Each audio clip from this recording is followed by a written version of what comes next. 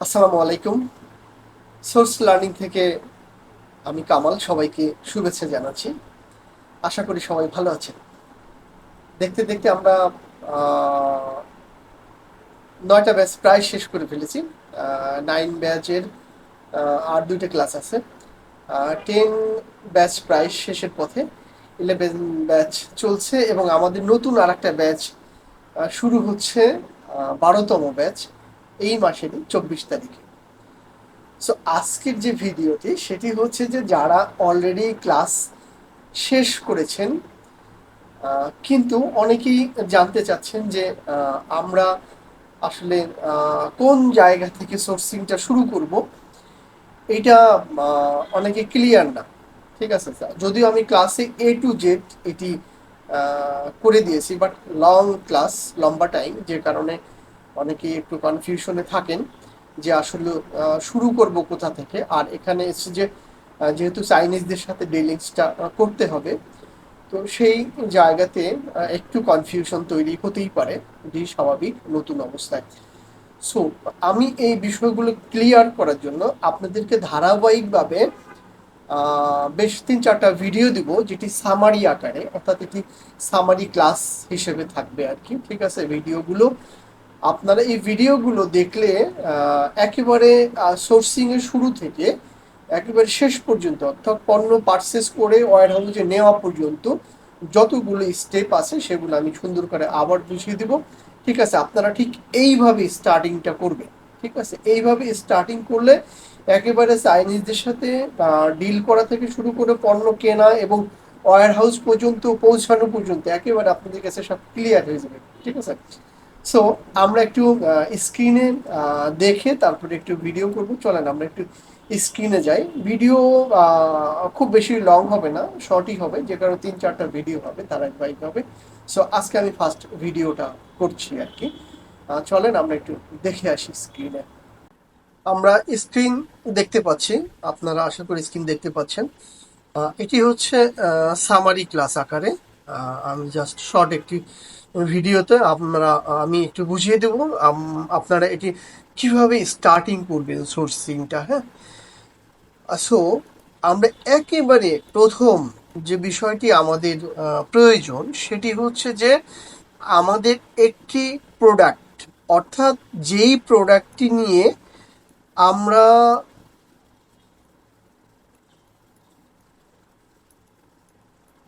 একটি প্রোডাক্ট, অর্থাৎ যে প্রোডাক্টটি নিয়ে আমরা বিজনেসটা শুরু করব। ঠিক আছে, আমাদের সেই প্রোডাক্টটি কিন্তু সিলেক্ট থাকতে হবে আগে থেকে। ঠিক আছে, সো আমরা ধরে নিলাম যে আমরা জানি আমরা কি প্রোডাক্ট নিয়ে শুরু করব। ঠিক আছে, আমাদের প্রোডাক্ট আগে থেকেই সিলেকশন করা আছে। ঠিক আছে, সেই মোতাবেক আমরা কি করব, যে পণ্যটি আমাদের যদি একটি স্যাম্পলও থাকে নিজেদের কাছে সেটিও বলা হয়। সুতরাং আমরা যে পণ্যটি ক্রয় করব তা আগেই সিলেক্ট করে নিব এটি, এবং পণ্য সম্পর্কে আমাদের যে পুরোপুরি ধারণা রাখতে হবে, যেমন হচ্ছে পণ্যের মডেল, সাইজ, কালার, ম্যাটেরিয়ালস ইত্যাদি। এটি কিন্তু খুবই গুরুত্বপূর্ণ যে আমি যে পণ্যটি কিনবো সেই পণ্য সম্পর্কে কিন্তু আমার পুরোপুরি ধারণা রাখতে হবে। ঠিক আছে, নাহলে কিন্তু আমি সাপ্লায়ারকে বোঝাতে পারবো না, এবং এটার উপরই কিন্তু প্রাইস ডিপেন্ড করবে। ঠিক আছে, আমার এই পণ্যের ম্যাটেরিয়ালস, কালার, ডিজাইন, ঠিক আছে, এটির কোয়ালিটি কি, এগুলোর উপরে কিন্তু আমার প্রাইস ডিপেন্ড করবে। সুতরাং এটির উপরে পূর্ণাঙ্গ ধারণা আমাদের রাখতে হবে। এই ধারণা রাখার পরে হচ্ছে যদি সম্ভব হয়, তো এই পণ্যটি যদি আমাদের কাছে ফিজিক্যালি থাকে তাহলে সুবিধা হয় কি, প্রয়োজনে আমরা এটি সাপ্লায়ারকে দেখাতে পারলাম, ভিডিওতে দেখাতে পারলাম, অর্থাৎ ভিডিও করে দেখালাম, বা রিয়েল ছবি তুলে সাপ্লায়ারকে বুঝিয়ে দিলাম। ঠিক আছে, এটি হচ্ছে যে মিসিং হওয়ার সম্ভাবনা থাকবে না। অর্থাৎ আপনি যে পণ্যটি চাচ্ছেন এটি কিন্তু চাইনিজকে সঠিকভাবে বোঝাতে হবে, চাইনিজ যেন ঠিক বুঝতে পারে, কারণ একই পণ্যের কিন্তু অনেকগুলো ক্যাটাগরি থাকতে পারে। ঠিক আছে, যে কারণে আপনার পণ্যটি কোনটি এটি কিন্তু চাইনিজকে বুঝতে হবে। সো যদি একটি ফিজিক্যাল স্যাম্পল থাকে তাহলে ডেফিনেটলি আরো ভালো হবে। ওকে, তাহলে প্রথম স্টেপ কি, একেবারে প্রথম যে আমাদের পণ্যটি আগে সিলেক্ট থাকতে হবে, আমরা কি পণ্য কিনবো এবং ওই পণ্য সম্পর্কে পুরোপুরি ধারণা রাখতে হবে। এটি যদি একটি ফিজিক্যাল স্যাম্পল থাকে দ্যাটস আরো ভালো। তাহলে পরবর্তী ধাপ কি হবে, আমাদের পরবর্তী ধাপেই আসবে যে আমাদের দুইটি পোর্টাল আমরা জানি, একটি হচ্ছে ইংলিশ আলিবাবা আর একটি হচ্ছে 1688 ডোমেস্টিক মার্কেট। ঠিক আছে, তো এই দুইটি পোর্টাল থেকে আমরা পণ্যটি সোর্স করে বের করব আগে। ঠিক আছে, যে এই পণ্যটি কোথায় আছে, ঠিক আছে, এটি আমরা সোর্স করে বের করবো। এটি অবশ্যই আমরা জানি কিভাবে সোর্স করতে হয়, এটি আমরা যারা ক্লাস করেছি সবাই জানি যে 1688 প্লাস হচ্ছে আলিবাবা, এখান থেকে আমার পণ্যটি কিভাবে সোর্সিং করে আমি বের করব এটি কিন্তু সবাই আমরা জানি। ওকে, এর পরবর্তী স্টেপ কি হবে, সোর্স করে বের করলাম, যখন আমি সোর্স করে পণ্যটি বের করব তখন কিন্তু অনেক সাপ্লায়ার, অনেক পণ্য আমার সামনে কিন্তু আসবে, শত শত, আমি দেখিয়েছি ক্লাসে 7-8 হাজার সাপ্লায়ার বা তারও বেশি সাপ্লায়ার আমার সামনে আসবে।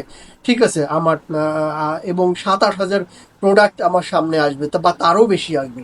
তাহলে আমাদের কিন্তু এত প্রোডাক্ট প্রয়োজন নাই, এত সাপ্লায়ারের প্রয়োজন নাই। আমরা কি করব, আমরা তখন 7 থেকে 8 জন সাপ্লায়ারের সাথে কি হব, কানেক্ট করব এখান থেকে সিলেক্ট করে। ঠিক আছে, সিলেক্ট করার পলিসিটাও কিন্তু আমরা অলরেডি জানি যে আমরা এটি কিভাবে সিলেক্ট করব, কারণ এখানে সাপ্লায়ার সিলেকশনের ক্ষেত্রে যে বিষয়গুলো আমাদের আগে মাথায় রাখতে হবে সেটি নাম্বার 1 হচ্ছে যে যাদের বিজনেস 5 বছর কমপক্ষে, তারও বেশি হলে আরও ভালো।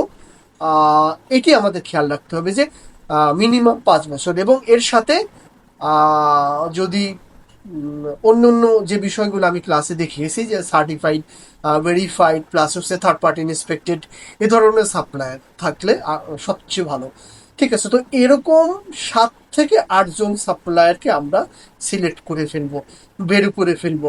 ঠিক আছে, আচ্ছা, সাপ্লায়ার বের করার পরে পরবর্তী ধাপ কি হবে, যদি এটি আলিবাবার সাপ্লায়ার হয় তাহলে সাপ্লায়ারের সাথে আমরা কি করব, সরাসরি মেসেজ করব, মেসেজ বক্সে গিয়ে সরাসরি মেসেজ করব বা কথা বলবো, বা হোয়াটসঅ্যাপ নাম্বার নিব বা উইচ্যাট নাম্বার নিয়ে উইচ্যাটেও কথা বলতে পারি, হোয়াটসঅ্যাপেও কথা বলতে পারি।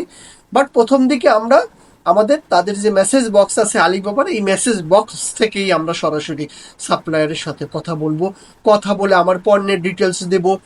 তারপরে হচ্ছে যে আমি জানতে চাবো এটি তার কাছে স্টক আছে কিনা।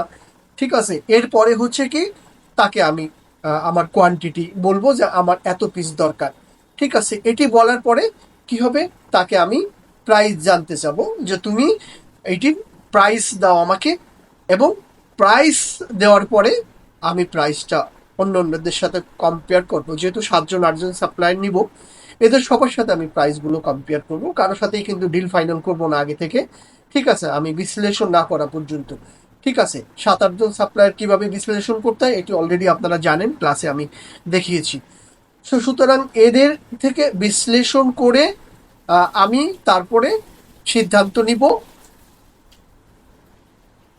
যে কিভাবে আমি কার থেকে প্রোডাক্টটি পারচেস করব। ঠিক আছে, এবং এরপরে হচ্ছে যে এটি যদি 1688-এর সাপ্লায়ার হয় তাহলে কি হবে, 1688 সাপ্লায়ার থেকে কি উইচ্যাটের নাম্বার নিব, প্রোফাইল থেকে সরাসরি উইচ্যাটের নাম্বার নিয়ে ফ্যাক্টরি মালিকের সাথে কথা বলবো, কথা বলে তার সাথে আমি তাকে প্রোডাক্টের ডিটেলস দেব, এবং তার কাছ থেকে এটির স্টক আছে কিনা এবং অন্যান্য যে বিষয়গুলো আমাদের জানার প্রয়োজন সেগুলো আমরা জেনে নিব। এটি হচ্ছে গেল কয়েকটি ধাপ, এই ধাপগুলো মেনটেন করে কিন্তু আমরা আগাবো। ঠিক আছে, এরপরে আসছে যে সাপ্লায়ারের সাথে কানেক্ট হয়ে আমি কি পরিমাণ পণ্য কিনবো, এটি কিন্তু আমি অলরেডি বলেছি, তা সাপ্লায়ারকে জানাবো। এখন এখানে একটু কৌশল আছে, আমি ক্লাসে দেখিয়েছি যে আমি যা পরিমাণ পণ্য কিনবো, যদি 100 কিনতে চাই তাহলে আমি 200 বলবো মিনিমাম। ঠিক আছে, এভাবে বাড়িয়ে বলবো। ঠিক আছে, বাড়িয়ে বলবো, এবং এটি তার কাছে স্টক আছে কিনা জানতে চাবো, স্টক থাকলে পণ্যের মূল্য জানতে চাবো, এবং পণ্য ফ্যাক্টরি থেকে আমি কোথায় নিতে চাই এটি কিন্তু সাপ্লায়ারকে বলতে হবে। যেমন ফ্যাক্টরি থেকে আমার গোয়াঞ্জু ওয়্যার হাউস আছে, আমার গোয়াঞ্জুতে পণ্যটি নিব। ঠিক আছে, এটি কিন্তু সাপ্লায়ারকে বলতে হবে, কারণ এইখানে মাঝপথে একটি ডোমেস্টিক কুরিয়ার কস্ট আছে। এটি যদি সাপ্লায়ার ফ্রি করে দেয় তো ভালো, আর ফ্রি না করলে এটি কস্ট কত নিবে সেটিও আমাদেরকে সাপ্লায়ার থেকে জেনে নিয়ে কনফার্ম হতে হবে। ওকে, সো এইভাবে হচ্ছে জাস্ট আমরা শুরুটা করব। ঠিক আছে, সোর্সিং এর স্টার্টিংটা এইভাবে হবে। ঠিক আছে, আপনারা সবাই এইভাবে সোর্সিংটা স্টার্ট করবেন। ঠিক আছে, আজকের মতো এই পর্যন্তই ভিডিও। হ্যাঁ, নেক্সট 2 নাম্বার ভিডিওটা আমি পরে আবার করবো। ওকে, সবাই ভালো থাকবেন, ধন্যবাদ।